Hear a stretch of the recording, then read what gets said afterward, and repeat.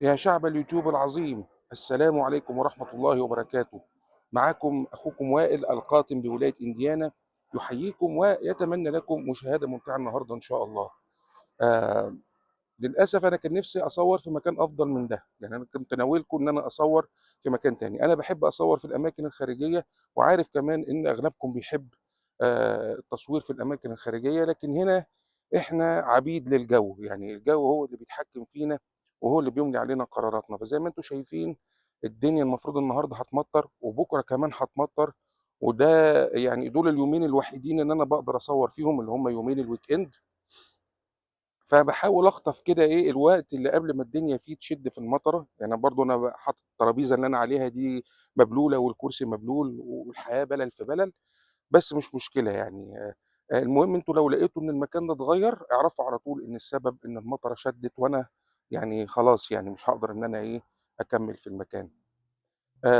النهارده إن شاء الله هتبقى تكملة للحلقة اللي فاتت عن مشوار الهجرة، وهنتكلم عن الوظايف الأولى اللي أنا اشتغلتها، والوظايف اللي حاولت إن أنا أشتغلها أول ما جيت. حابب بس أوضّح معلومة لو حد بيتابعني لأول مرّة. أنا مهاجر أمريكا من 5 سنين. قبلها ب13 سنة كنت باشتغل في مصر وفي السعودية. اشتغلت سنة في مصر في المبيعات، واشتغلت 12 سنة في السعودية كإداري. فأنا كل شغلي هو شغل مكتبي. ما اشتغلتش قبل كده بإيدي، ما اشتغلتش قبل كده شغلانة تتطلب مجهود بدني. فأنا كان شغلي كله داير على الإيميلات والكمبيوتر والاجتماعات وpresentations وأمور من هذا القبيل يعني. فأرجو إنه المعلومة دي تكون حاضرة في ذهنك طول ما أنت بتتفرج على الحلقة. تاني حاجة برضه حابب أأكد عليها، أنا مش باسرد الكلام ده من باب التباكي أو من باب استجداء العطف لا سمح الله، لأ، أنا باعرض تجربتي اللي ممكن تكون تجربتك المستقبلية، أو اللي ممكن تكون كانت تجربتك برضه في أمريكا. الفكرة كلّها إن أنا باقول لك إنه دي مرحلة بيمُر بيها آآ 90% أو أكتر من الناس اللي بتيجي هنا أمريكا، ويمكن أنا وضّحت الكلام ده في فيديو تاني كان اسمه لا تهاجر أمريكا قبل أن تسمع هذا الفيديو. هاحُط لكم إن شاء الله الرابط بتاعه في شاشة النهاية بتاعة الفيديو علشان تقدروا برضه تسمعوه وتكوّنوا صورة كاملة. وباتكلّم فيه طبعًا عن الناس اللي كانت حياتها مختلفة تمامًا مهنيًا ووظيفيًا عن الشغل البدني والشغل اليدوي اللي بيتطلّبه منّك هنا في أمريكا، وإنه الموضوع ده ما بيبقاش سهل على كل الناس. عمومًا خلّينا نخُش في الموضوع على طول. إحنا الحلقة اللي فاتت وقفنا إن أنا خلاص وصلت أمريكا.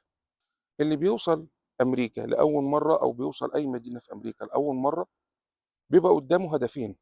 الهدف الأول إنه يسكن، والهدف التاني إنه يشتغل.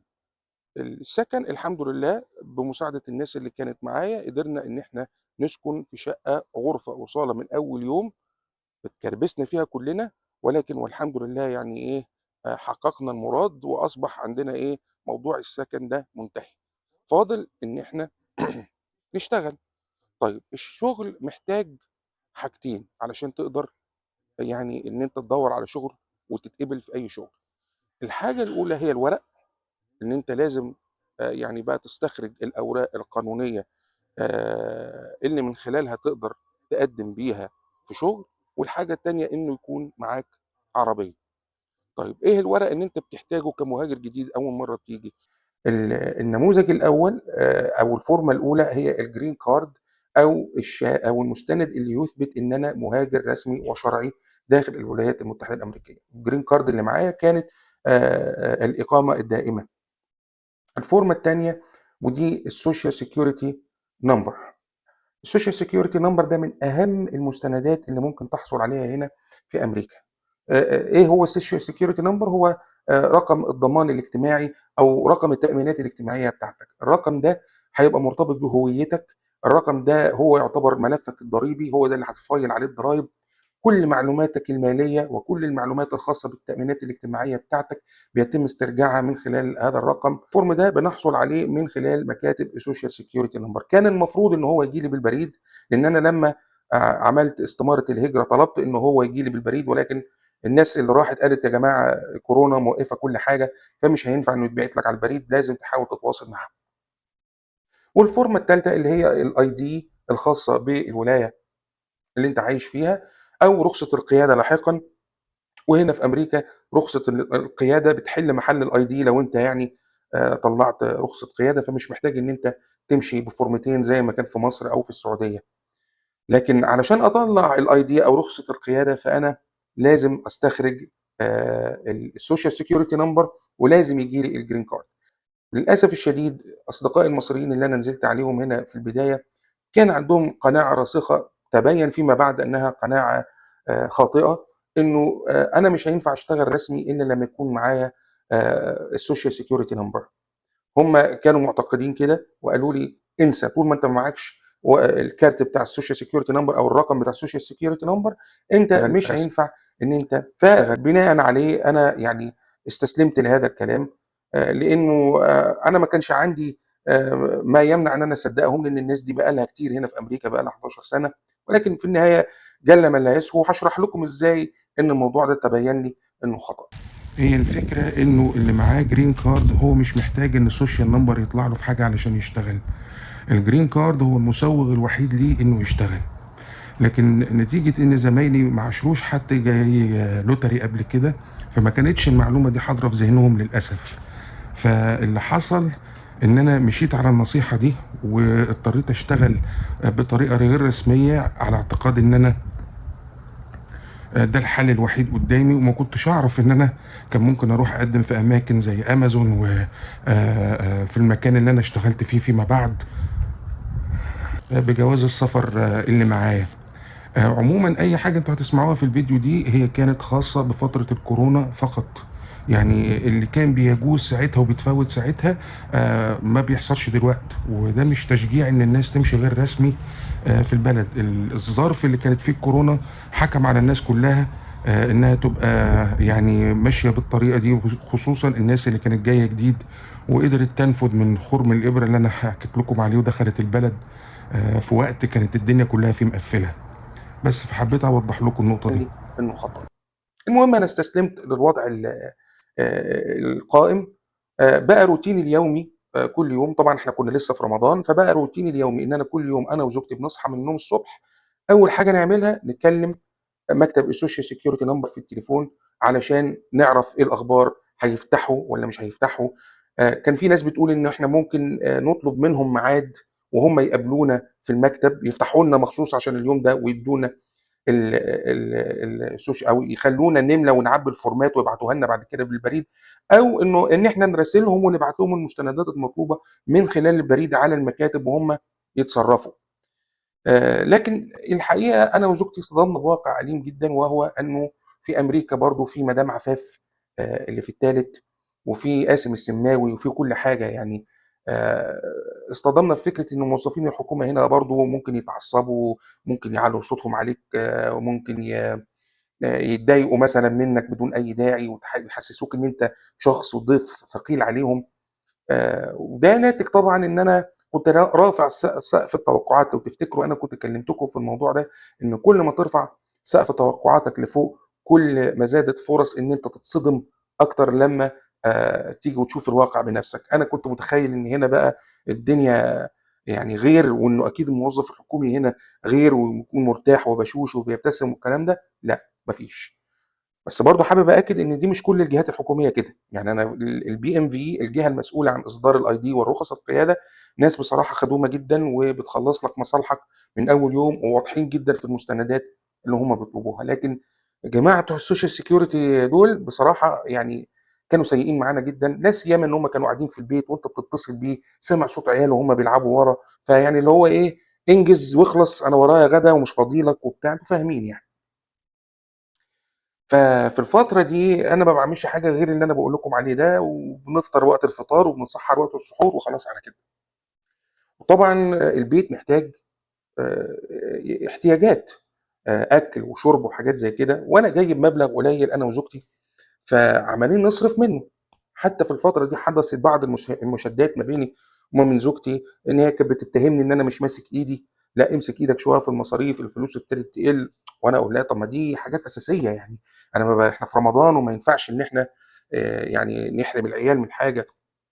ودي مشكله هتواجهك لو جيت هنا باولادك في امريكا لاول مره. طبعا الوضع المثالي انك انت تيجي الاول هنا، تمهد لهم الطريق، تاخد انت الصدمات لوحدك في الاول، والدنيا تبقى تمام وهم يجوا. انا كنت بعمل كده في السعوديه، لكن لان زوجتي هي الفائز الرئيسي باللوتري، فما كانش ينفع ان انا اجي قبلها. القانون بيقول الفائز الرئيسي في اللوتري هو اللي لازم يجي الاول، يا اما تيجوا كلكم مع بعض كعيله، او زوجتي هي اللي تسافر الاول وتجيبني، انما انا ما اقدرش اسافر الاول. غير كده وكده زي ما شرحت لكم المره اللي فاتت، انه ظروف الكورونا حكمت ان احنا يعني ان احنا ننتهز اي فرصه ولو من خرم ابره كده عشان ننفذ منها ونيجي البلد. فحتى لو كان في مجال ان انا اجي الاول، ما كانش هينفع، كان لازم نيجي كلنا. بس عموما لو عندك المجال وعندك الفرصه ان انت تهاجر امريكا الاول قبل عيالك، ده يكون افضل علشان تتجنب كل المشاكل دي، وعشان تتجنب حجم المصاريف الكبير اللي ممكن تضطر تصرفه في ايامك الاولى. فطبعا امام الوضع ده الواحد لازم يتصرف. فرحت للاصدقاء المصريين وقلت لهم يا جماعه انا عايز اشتغل باي شكل. طبعا هم مفهميني ان انا مش هينفع اشتغل رسمي زي ما قلت لكم، علشان معيش السوشيال سيكيورتي نمبر او رقم الضمان الاجتماعي. فقلت لهم يا جماعه انا مستعد اشتغل اي حاجه، اللي تلاقيه قدامكم قولوا لي. فواحد منهم قال لي انه يعرف صديق مصري عنده محل ملابس في مول معين، واحنا ممكن نكلمه ان هو يشغلك عنده. فانا انبسطت ورحبت بالفكره، قلت كويس مش مشكله. ففين يا جماعه المكان ده؟ بنبص في العنوان لقينا ان العنوان بعيد عن مكان السكن اللي انا فيه بحوالي 35 دقيقه. طبعا لقيت ايه، اصدقائي المصريين دخلوا في سجال ما بينهم وبين بعض، انه لا يا عم مش هتنفع، دي بعيده ومش عارف ايه. وهو معهوش عربيه، لان انا طبعا بطبيعه الحال معيش عربيه، لان انا معيش اوراق، معيش لسه اي حاجه تخليني اقدر اشتري العربيه. فقلت لهم مش مشكله يا جماعه، انا ممكن اروح مواصلات. كان يعني ايه، تدخل ساذج مني يعني. فلقيتهم بصوا لي كده ايه، بص التهكم كده. فواحد منهم قال لي طب ما تيجي نشوف كده على الجوجل انت تقدر تروح مواصلات ازاي. فالجوجل طبعا بيوري لك لو في مواصلات عامه تقدر توديك المشوار ده في قد ايه. فالمشوار ده اللي بتروح بعربيه خاصه تروحوا في 35 دقيقة، لو هتروحوا بالأتوبيس بتاع المواصلات العامة هتاخدوا في ساعتين. فلك أن تتخيل طبعا المسافة كبيرة إزاي. حابب إن أنا أتكلم في النقطة دي، لأنه لازم تبقى عارف، سواء أنت مهاجر جديد جيت هنا أمريكا، أو واحد ناوي إن أنت تيجي تسافر أمريكا، لازم تعرف إن المدن في أمريكا هنا نوعين. النوع الأول كار سنتريك سيتيز، يعني مدن بتعتمد على السيارات الخاصة كوسيلة انتقال رئيسية، وفي مدن تانية فيها ماس ترانسبورتيشن أو نقل جماعي. خليني أقول لك إنه يمكن فوق ال 95% من مدن أمريكا كار سنتريك، بتعتمد على السيارات في التنقل. المدن اللي فيها ماس ترانسبورتيشن تتعدى على اصابع الايد، يعني زي نيويورك سيتي في ولايه نيويورك، وزي شيكاغو في ولايه الينوي، وزي فيلادلفيا في ولايه بنسلفانيا، وزي نيو جيرسي برضو فيها مواصلات عامه. في مدن فيها مواصلات عامه ينفع الاعتماد عليها.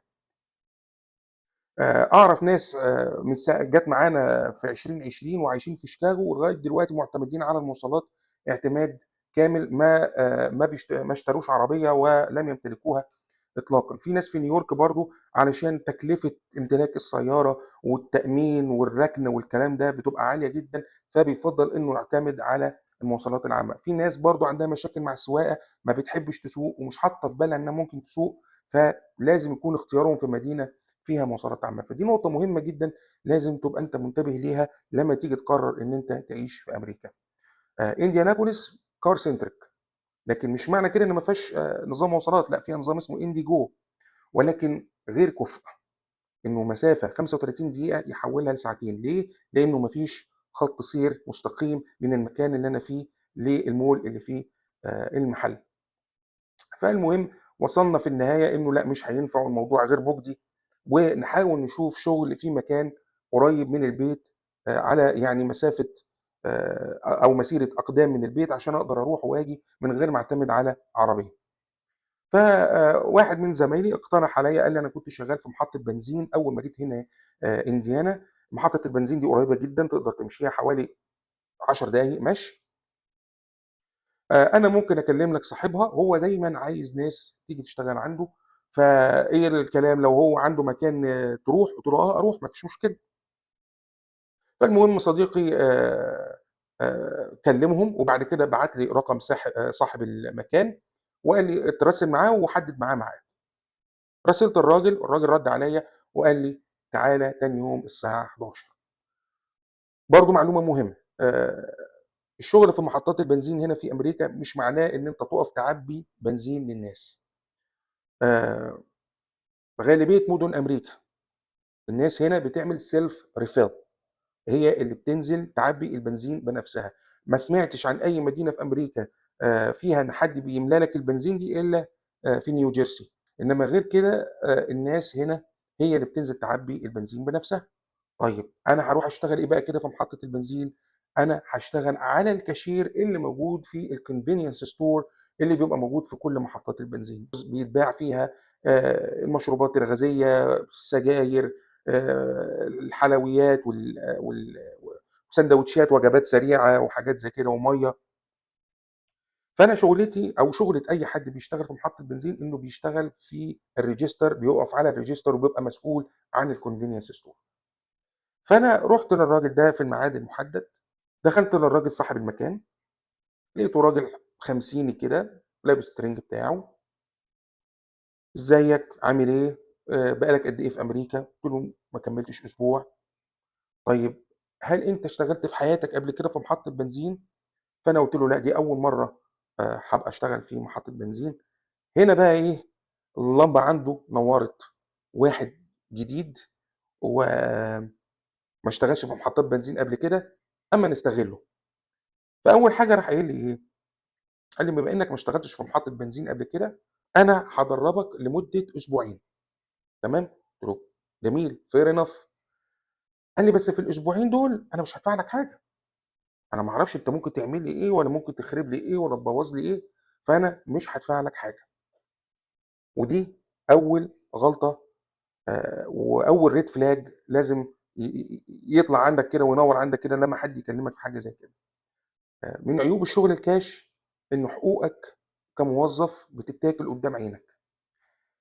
ما فيش حاجة في أمريكا اسمها الtraining غير مدفوع، ما فيش حاجة في أمريكا اسمها التدريب غير مدفوع الأجر، لأ، التدريب جزء من الشغل ومدفوع الأجر.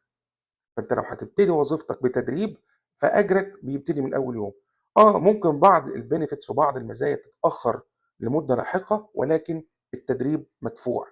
لكن إن أنت بتشتغل كاش، فالكاش بيضيّع عليك حقوقك، زي ما الراجل ده كده عايز يشغّلني عنده أسبوعين بلوشي لله وللوطن كده، لمجرد إن أنا باتدرّب، يعني أنا باتدرّب على سفينة فضاء في ناسا يعني. فأنا المشكلة إن أنا كنت يعني يائس ومتسرع في نفس الوقت، وعايز إن أنا أحرّك المياه الراكدة اللي الواحد فيها دي شوية، فقُلت له موافق، خصوصًا إن أنا كمان كنت ناوي إن أنا آجي وأشتغل تطوعي في بعض الجمعيات عشان آخد خبرة، فقُلت مش مشكلة أكِن ده شغل تطوعي. قال لي: "طيب هاشغّلك في الوردية التالتة اللي هي آخر الليل، فهتيجي الساعة 23:00 وعلى الساعة 01:00 هتقفل باب الstore عليك وتمسك المقاشة والمساحة، تمسح الأرض وتمسح الحمامات." طيب نقطة برضه هامشية كده على جنب، الحمامات في محطات البنزين في أمريكا بتُعامل معاملة الحمامات العامة، بمعنى إن أنت كشخص من حقك إن أنت تستخدمها من غير ما تضطر إنك تشتري من الstore، يعني أنت سايق في الطريق كده وجالك نداء الطبيعة، تقدر تركن على جنب، تروح أقرب محطة بنزين قدامك، تخش تستعمل الحمام عادي جدًا، وتطلع من غير ما تضطر إنك تدفع فلوس. فأنا هانضّف حمام طوب الأرض بيمُر عليه كل يوم، يعني ما هواش الحمام الخاص بالموظفين، لأ ده إيه، الحمام اللي طوب الأرض بيعدّي فيه كل يوم، وطبعًا زي ما أنتم عارفين لا في شطافات ولا في كل حاجة مناديل. فالجملة رنت في وداني كده، وكبرياء الواحد إيه، بَظ كده من مكانه. بعدين قُلت يا واد يعني حاول تكون إيجابي، أنت في زنقة وفلوسك عمّالة تخلص، ومحتاج إن أنت تثبت لنفسك وللناس إن أنت راجل جَد وجاي تشتغل، وعندك استعداد إنك تتبهدل وتتمرمط، ففوّتها معلش. فقُلت له: "أوكي موافق، هتدّيني كام؟" "هتدّيني كام؟" $7 في الساعة. قال لي: "هادّي لك $7 في الساعة." ودي تاني red flag لازم ينوّر عندك. آآ الحد الأدنى للأجور في أمريكا $8 وكسور، ده الحد الأدنى للأجور في ولاية إنديانا وتقريبًا الفيدرالي عمومًا يعني. فما ينفعش واحد يدفع لك أقل من الحد الأدنى للأجور، ولكن إن هو هيشغّلك كاش وهو بياكل حقوقك already، فمش فارق معاه يعني. فدي نقطة لازم يبقى الواحد منتبه ليها، يبقى إذًا الراجل ده عايز يشغّلني أسبوعين بلوشي وعايز يدفع لي كمان أقل من الحد الأدنى للأجور. وأنا قُلت له: "أوكي، خلّينا ورا الكدّاب لحد باب الدار." قال لي: "خلاص اتفقنا، يالّا إيه، اطلع اتدرّب." طلعت الأخ الهندي المسلم اللي استقبلني في البداية ده، قال لي: "تعالَ والمكان جميل وحلو ومش عارف إيه، وأحلى حاجة في المكان عندنا هنا إنه إحنا ما بنبيعش إيه، خمور." قال يعني إيه بيشجعني وبيفرّحني يعني.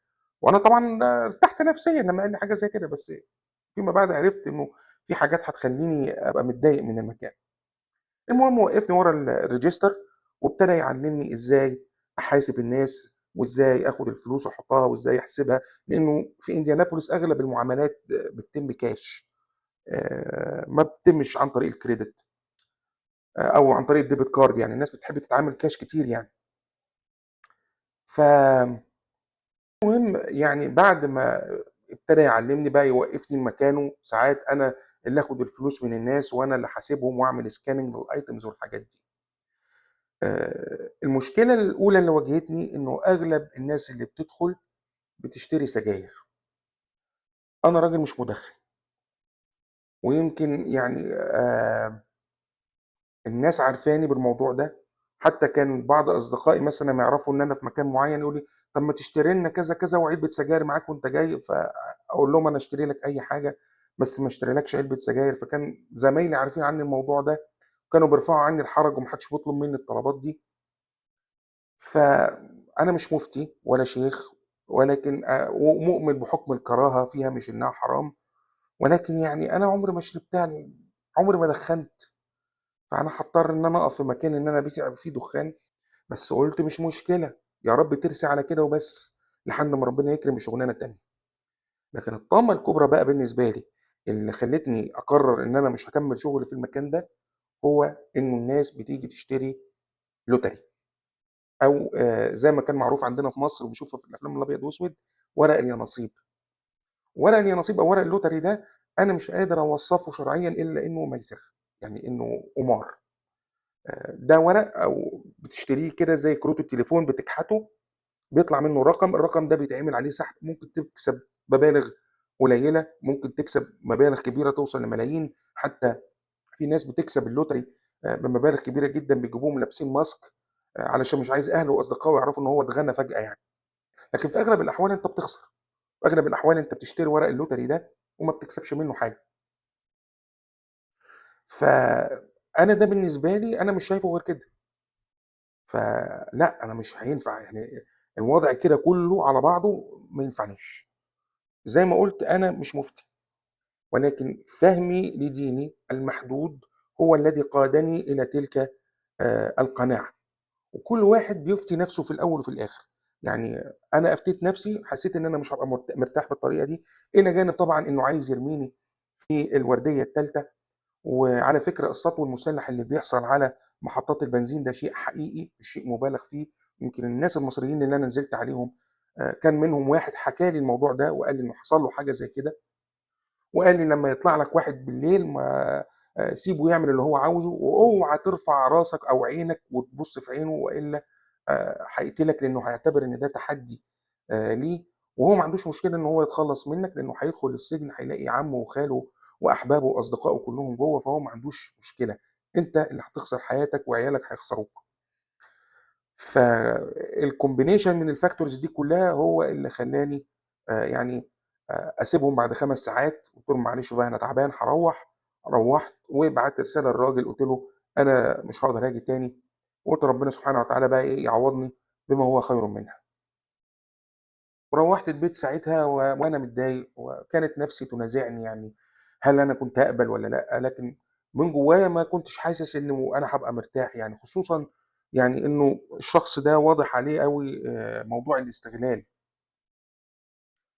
فساعتها وصلت لقناعة إن أنا لازم يكون معايا عربية بأي شكل من الأشكال، لإنه أنا كمان الأماكن القريبة اللي موجودة حواليّا محدودة، كلّها محطات بنزين، وأنا عرفت شغل محطات البنزين إزاي عامل إزاي، فأنا محتاج إن أنا أوسّع فرص البحث بتاعتي عن العمل، وده مش هيتم إلا لمّا أجيب عربية.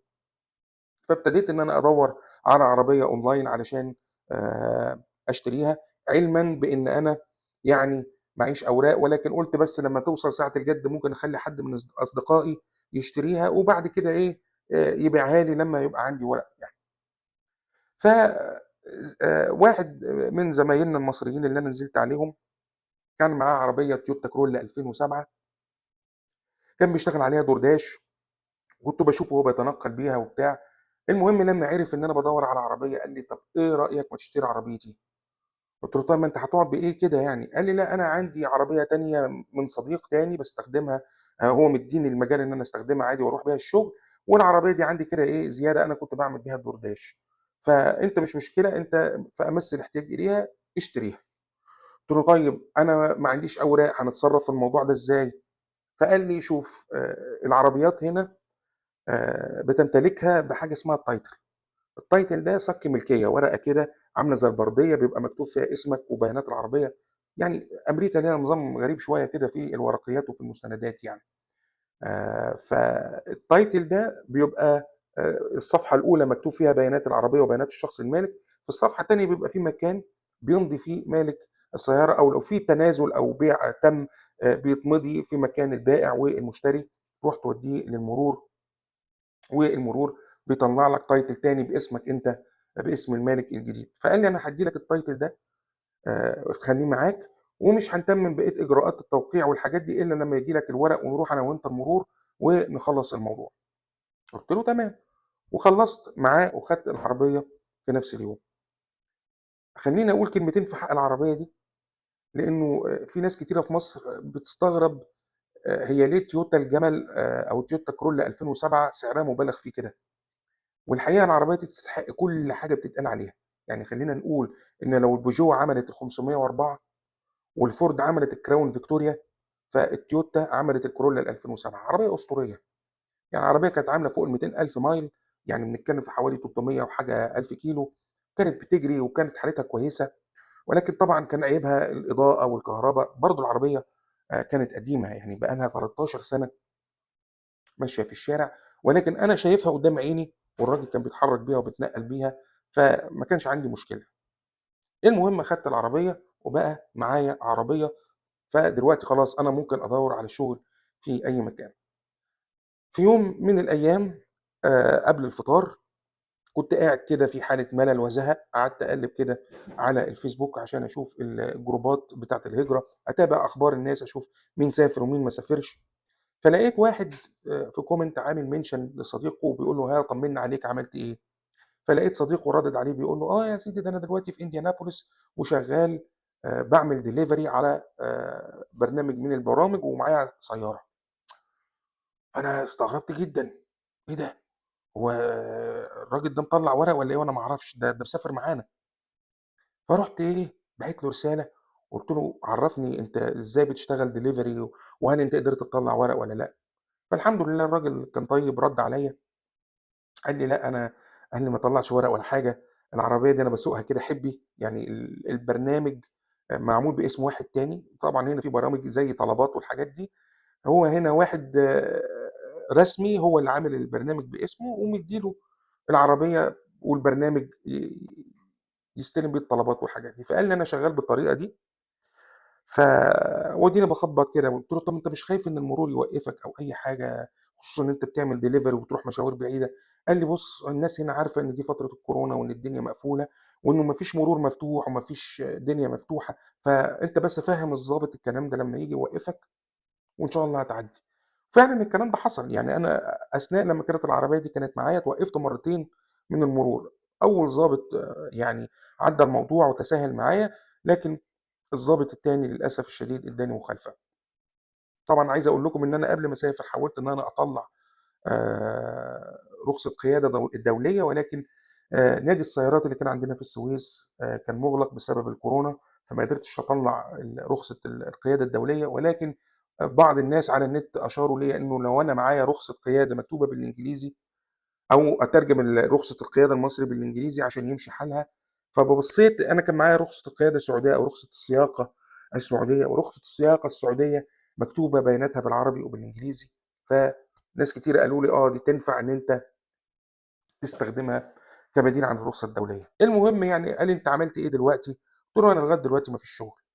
قال لي: "طب شوف، أنا في مطعم كنت باستلم منه order، المطعم ده صاحبه واحد عربي، وقال لي إن هو محتاج حد يشتغل عنده زيادة، وادّاني رقم تليفونه عشان أتواصل معاه لو لقيت حد، تحب تشتغل؟" قُلت له: "آه، أوي، أوي." فبعت لي رقم تليفونه وقال لي: "اتواصل معاه وشوف." أنا ما كدبتش خبر، خدت رقم تليفونه وبعت له رسالة قبل الفطار، رَد عليّا بعد الفطار بشوية، قال لي: "آه، تعالَ أنا محتاج حد، تعالَ لي تاني يوم الساعة 17:00 وتشوف الشغل نتفق على كل حاجة." أنا ما كدبتش خبر، خدت بعضي وطلعت على طول على المطعم تاني يوم، فالمهم رُحت له تاني يوم في الميعاد، رُحت لقيته شاب عربي كده من سِنّي، هو صاحب المكان، وبيشتغل معاه شاب عربي تاني من جنسية تانية، وبلاش نذكر موضوع الجنسيات ده إيه علشان أتخلّص من أي حرج. المطعم fish and chicken، وللي ما يعرفش الfish and chicken ده من الأكلات اللي معروفة في جنوب أمريكا وانتشرت على مستوى أمريكا كلّها.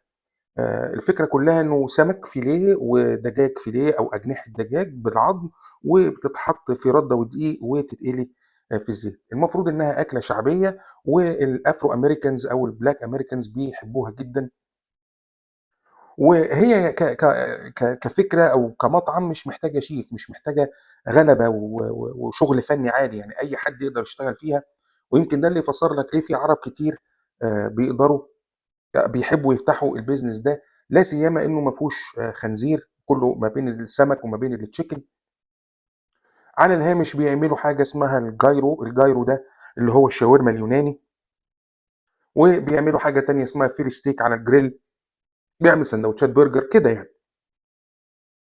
فالمهم اتفقنا على كل حاجة وقررت إن أنا أشتغل معاه. أنا اشتغلت معاه لمدة شهر. إيه مزايا الشغلانة دي؟ أول حاجة إن أنا باشتغل مع عرب، فيعني بنتكلم نفس اللغة، فالواحد برضه ما حسّش بالغُربة بشكل كبير. تاني ميزة من المزايا إن أنا كان في مكان مخصص للصلاة، فكان في مثلًا سجادة صلاة مفروضة على الأرض كده، وقت ما بييجي ميعاد الصلاة باروح أصلّي، فده شيء برضه كان مدّيني شيء من الأُلفة، إنه أول مكان أشتغل فيه في أمريكا أقدر إن أنا ألاقي مكان فيه للصلاة وأقدر أصلّي فيه عادي، لإن دي كانت من المواضيع مستحوذة شوية على دماغي. الميزة التالتة إن أنا كنت برضه باخد وجبة يوميًا، كان كل يوم مثلًا بيدّيني وجبة، وده شيء معروف في مطاعم أمريكا كلّها، إنه أي حد بيشتغل عامل في مطعم أو موظف في مطعم ليه وجبة يومية من المطعم ده، فده كان بيخفف المصاريف عليّا. طيب إيه عيوب المكان ده؟ العيوب أول حاجة إنه اتفقنا على $8، وده مبلغ طبعًا قليل، ولكن خلّينا نقول إن دي كانت بالنسبة لي نوايا تسند الزير، على الأقل يعني وقّفت النزيف اللي كان عمّال ينزفه المبلغ اللي أنا كنت عمّال أستنزفه من المبلغ اللي كان موجود عندي في البيت.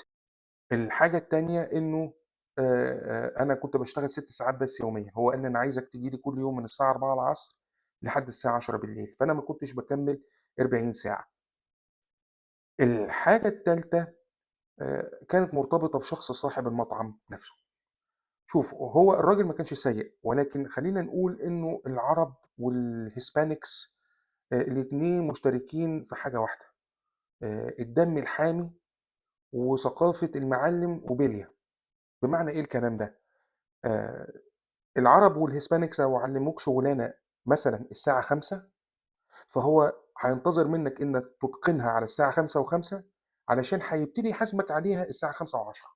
فدي كانت مشكلة كبيرة جدًا، لإنه أنا فهّمته كتير جدًا إن أنا راجل عمري ما اشتغلت في مطعم، فما فيش داعي إنك تتحامل عليّا وإن أنت تتوقع منّي إن أنا في أول يومين أكون شربت الشغلانة وأتقنتها. الشغلانة يا إخوانا مختلفة يعني من الشغلانات اللي أنا عمري ما اشتغلتها في حياتي. أنا عمري ما كنت طبخت قبل كده في حياتي ساعتها. أنا حاليًا دلوقتي والحمد لله باعرف أطبخ، لكن ساعتها ما كنتش باعرف أطبخ. يعني أنا أبسط المهارات اللي في المطبخ إن أنا مثلًا أربط الapron أو المريالة دي من ورا ضهري، ما كنتش باعرف أعملها. وما حدش يقول لي عشان أنت تخين وبتاع، أنا كنت ساعتها رفيع وسمباتيك والدنيا حلوة، ما كانش في آآ الكرش ولا الكلام ده. لكن حتى أبسط المهارات إن أنا أعمل المريالة من ضهري كده ما كنتش باعرف أعملها، فربطتها وكنت أعلّقها وآجي تاني يوم ألبسها كإنها إيه، توب أو جلابية. فأنت شايف المنظر ده قدّامك، ما فيش داعي إنك تحمّل عليّا زيادة، لإنه كان في أوقات كتيرة مثلًا سرّع، يالّا، أنت بطيء ليه، يالّا مش عارف إيه، خلّصنا يا وائل يا ف في أحيان كتيرة جدًا الواحد كان بيتضايق، خصوصًا كمان لمّا ضغط الشغل كان بيزيد في الفترة الأخيرة من الليل. فكنت بابقى خلاص باوصل لمرحلة الغليان. لكن هو كان في ميزة إنه لمّا كان بيشوفني إيه هاوصل لمرحلة الغليان، المرحلة اللي أنا هاقلع فيها المريالة وارميها، هو كان برضه إيه، بياخد خطوتين لورا ويلطّف الجو علشان إيه، يحسسني إن لأ الموضوع عادي، دي شد عصبي بتاع شغل مش أكتر يعني. فهو الراجل زي ما قُلت مش سيء، ولكن هي دي طبيعته الشخصية كده. ولكن يعني دي كانت من ضمن الحاجات اللي كانت مضايقاني. لإنه زي ما قُلت لكم يا جماعة الشغل ده كان جديد عليّا خالص. أنا فاجئت جسمي بنوعية الشغل ده، إن أنا واقف على رجلي لمدة طويلة، ما باقعدش وفي حركة دايمة رايح جاي، وباتعامل بقى مع دقيق ومع بخار وحاجات زي كده. عايز أقول لكم إن أنا مثلًا كنت بالبس المريالة دي، تلاقي الدقيق على جسمي هنا وهنا وعلى شعري. بينما الأخ العربي التاني اللي كان شغال معانا ما شاء الله عليه كده تلاقيه لابس التيشيرت والبنطلون فُلة، منوّر، ما ولا دقيق ولا حاجة. ليه؟ لإنه متمرِّس وعارف هو بيعمل إيه وما بيوسّخش نَفْسه يعني. وأنا كمان بشرتي كانت دهنية، فكان البخار ده بيخلّي وشّي يزنهر. فتلاقيني كده راجع البيت بابرق، بالبع كده، وشّي ده بيلمع من الدهون اللي طالعة من وشّي. فكنت بادخل على طول على الحمّام أستحمى. ابتديت أصيب نفسي جسديًا في الوقت ده. يعني في مرّة شُفت مثلًا الأخ العربي ده كان بيشيل الباسكت بتاع البطاطس ده كده بإيد واحدة وبيحطها جوّه الزيت، فأنا معتقد إن أنا هاقدر أعمل زيه كده. فجيت في مرّة ورُحت شايل الباسكت ده وكان مليان بطاطس على الآخر وكان تقيل جدًا. إيدي من هنا ما أعرفش حصلت حاجة كده في الأوصال والّا في العضلات وفضلت توجعني. وطبعًا كل يوم مع الشغل الوجع بقى يزيد أكتر. برضه في مرّة من المرّات حرقت نفسي بالزيت وجات لي بقعتين هنا. فكانت طبيعة الشغل صعبة جدًا. فكنت أتمنى عليه إن هو يكون يعني صبور شوية، ولكن ده ما حصلش للأسف. كالعادة أنا اكتشفت إن أنا بارغي كتير، فالحلقة كده يا جماعة هتضرب وهتخش في ساعة، فأنا مش هاقدر أكمّل. فهاوقّف عند شغلي في المطعم كأول شغلانة أنا اشتغلتها لمدة شهر هنا في أمريكا. إن شاء الله بإذن الله الحلقات اللي جاية هاكمّل لكم بقية المهن والوظايف اللي أنا اشتغلت فيها، خاصةً الوظايف المرتبطة بالمستودعات، لإن أنا شايفها إنها مهمة للمهاجر الجديد كمكان سهل إن أنت تشتغل فيه وتكسب منّه فلوس في أيامك الأولى هنا في أمريكا. لو الحلقة عجبتكم يا جماعة لا تنسونا من صالح دعائكم، ولا تنسونا أيضًا بلايك وشير، بلاش شير، لايك وسبسكرايب والحاجات دي. و يعني قولوا لنا برضه لو في أي مقترحات أو أي حاجة أنتم عاوزينها نقدر نقدّمها لكم الحلقة اللي جاية. أنا بس والله كان نِفْسي أكمّل واسترسل في الكلام، لكن أنا مش حابب موضوع إن الحلقة تضرب وتعدّي ال40 دقيقة وتخش ال50 دقيقة. مش عارف أعمل إيه في نَفْسي بصراحة. بس كده، خلّينا نختم ونقول سلام عليكم.